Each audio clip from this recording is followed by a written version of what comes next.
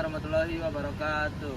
Perkenalkan, kami dari kelompok 5 akan mempresentasikan tentang akuifer pantai hidrologi. Nama saya Nanza Ersan dengan NIM 100. Pendahuluan, ada berapa pengertian akuifer berdasarkan pendapat para ahli menyatakan bahwa akuifer berasal dari bahasa Latin, yaitu aqui dari kata aqua yang berarti air dan kata fere yang berarti membawa. Jadi akuifer adalah lapisan tanah yang mengandung air, di mana air ini bergerak di dalam tanah karena adanya ruang antar butir-butir tanah. Berdasarkan kedua pendapat, dapat disimpulkan bahwa akuifer adalah lapisan bawah tanah yang mengandung air dan mampu mengalirkan air. Hal ini disebabkan karena lapisan tersebut bersifat permeable yang mampu mengalirkan air baik karena adanya pori-pori pada lapisan tersebut ataupun memang sifat dari lapisan batu tertentu. POS 2010. Akuifer pantai yaitu akuifer yang memiliki hubungan hidrolik dengan badan air permukaan yang asin, membentuk disiplin ilmu yang agak terpisah dalam ilmu air tanah. Akuifer jenis ini biasanya dicirikan oleh variasi salinitas air tanah dalam ruang dan waktu yang membutuhkan pengolahan sumber daya air. Ketertarikan untuk mempelajari jenis akuifer ini muncul baik dari kepentingan strateginya untuk pasokan air di daerah pesisir yang padat penduduknya, maupun kerentanannya terhadap masalah salinisasi intrusi air asin, yaitu perpindahan air tanah tawar oleh air tanah dengan salinitas yang lebih tinggi telah menjadi istilah ilmiah yang diterima di bidang penelitian. Nama saya Muhammad Gibran Fadilah Mufansa, NIM 52. Sini saya akan menjelaskan geologi akuifer pantai. Menurut Vetar 2001, struktur geologi akuifer pantai terbentuk dari sebagai jenis batuan dan sedimen, termasuk pasir, kerikil, batuan kapur, dan batuan terobosan. Batuan dan sedimen ini harus memiliki porositas dan permeabilitas yang cukup untuk memungkinkan air laut meresap dan tersimpan. Akuifer pantai biasanya terletak di dekat permukaan tanah, tetapi dapat ditemukan juga di kedalaman yang lebih dalam. Lapisan-lapisan ini mampu menyimpan dan menyalurkan air tawar dari sumber recharge seperti hujan atau aliran sungai. Di sisi lain, terdapat lapisan impermeable seperti lempung dan lanau yang memiliki porositas rendah dan sangat sedikit memungkinkan aliran air. Lapisan-lapisan impermeable ini bertindak sebagai penghalang yang mencegah air dari akuifer naik ke permukaan atau bocor ke bawah, serta melindungi akuifer dari kontaminasi dan intrusi air asin dan laut. Kombinasi lapisan permeable dan impermeable ini menciptakan sistem yang kompleks di mana air dapat disimpan dan dialirkan secara efisien serta dilindungi dari berbagai ancaman eksternal. BIR 1972 menyatakan di akuifer pantai jenis batuan yang umumnya ditemukan meliputi pasir, kerikil, dan batu kapur. Setiap jenis batuan ini memiliki sifat-sifat yang berbeda yang mempengaruhi porositas dan permeabilitas mereka, yang keduanya sangat penting dalam menentukan kapasitas penyimpanan dan aliran air dalam akuifer. Menurut Frisch dan Cherry 1979, fitur-fitur geologi seperti patahan, lipatan, dan keluar dan kekar dapat menciptakan zona-zona dengan permeabilitas yang berbeda-beda di dalam akuifer pantai. Ini mempengaruhi distribusi air di dalam akuifer, dengan beberapa zona mungkin lebih mampu menyimpan dan mengalirkan air daripada yang lain. Fitur-fitur ini juga mempengaruhi pergerakan air dan akuifer, baik secara horizontal maupun vertikal. Mereka dapat menciptakan pola aliran yang kompleks dan mengarahkan aliran air menuju zona-zona yang lebih mudah diakses atau diambil. Sedangkan dari segi hidrologi, siklus air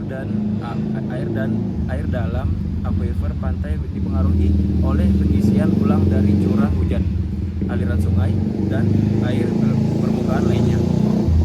Tingkat tabel air tanah atau water table dalam aquifer ini dapat bervariasi seiring waktu, terutama dipengaruhi oleh faktor seperti curah hujan dan pengambilan air tanah.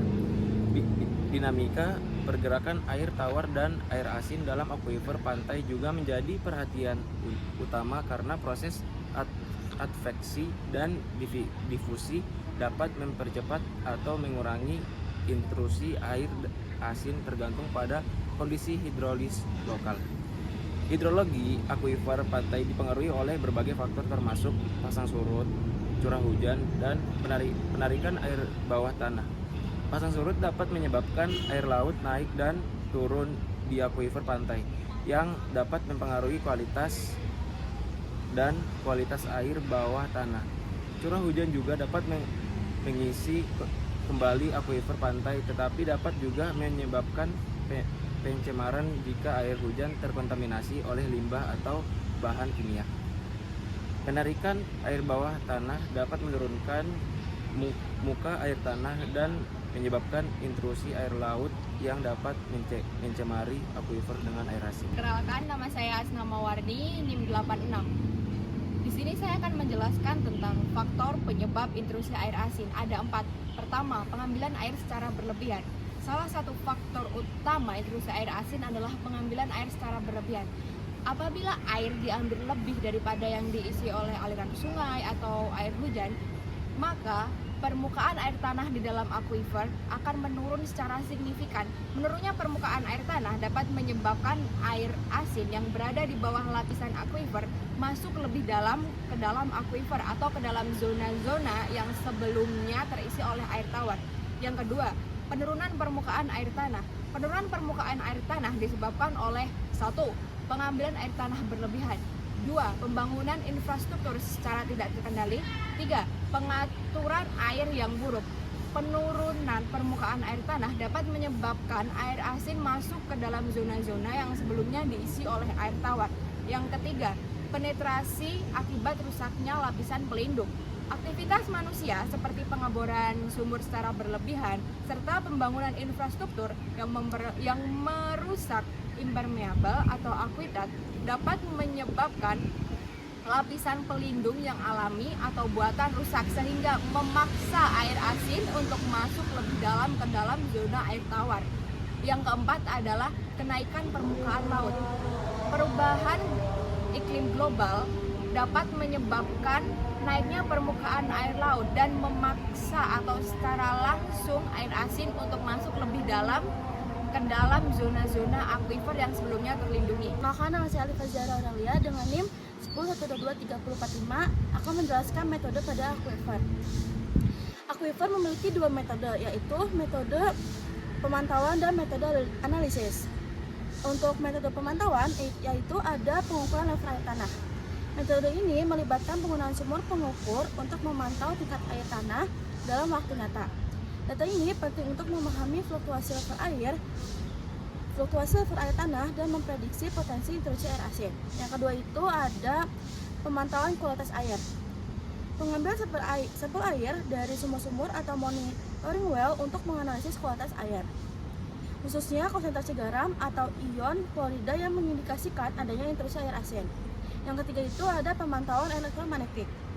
Teknik geofisika seperti survei elektromagnetik digunakan untuk memetakan distribusi salinitas. Ketiga itu ada pemantauan elektromagnetik. Teknik geofisika seperti survei elektromagnetik digunakan untuk memetakan distribusi salinitas di bawah permukaan tanah dengan mengukur konduktivitas listrik yang berhubungan dengan konsentrasi garam. Dan yang terakhir itu ada modeling numerik. Penggunaan model numerik untuk mensimulasikan aliran air tanah dan intrusi air asin dalam berbagai skenario hidrogeologis. Model ini memungkinkan analisis proyeksi jangka panjang dan dampak dari intervensi manajemen air. Untuk metode analisis itu, yang pertama ada analisis hidrokimia. Analisis komposisi kimia air tanah untuk menentukan karakteristik kualitas air, termasuk konsentrasi ion yang menunjukkan adanya pencampuran dengan air asin. Yang kedua itu ada analisis isotop. Penggunaan isotop hidrogen dan oksigen dalam air tanah untuk melacak sumber air asin yang mungkin masuk ke dalam akuifer pantai. Ketiga itu ada analisis geokimia. Studi geokimia untuk memahami asal-usul mineral dan proses kimia yang mempengaruhi komposisi air tanah yang dapat mempengaruhi intrusi air asin. Dan yang terakhir itu analisis data spasial. Penggunaan sistem informasi geografis untuk memetakan dan menganalisis data spasial tentang distribusi akuifer pantai dan potensi intrusi air asin di wilayah pesisir. Saya Muhammad Zikri Rais dengan NIM 33. Di sini saya akan menjelaskan tentang strategi pengolahan dan mitigasi. Menurut Sophocleus, strategi pengolahan dan mitigasi untuk melindungi akuifer pantai dari intrusi air asin melibatkan pendekatan politik yang mencakup berbagai teknik dan kebijakan. Salah satu strategi utama adalah mengatur pengambilan air tanah secara keberlanjutan dengan mempertimbangkan laju recharge alami akuifer.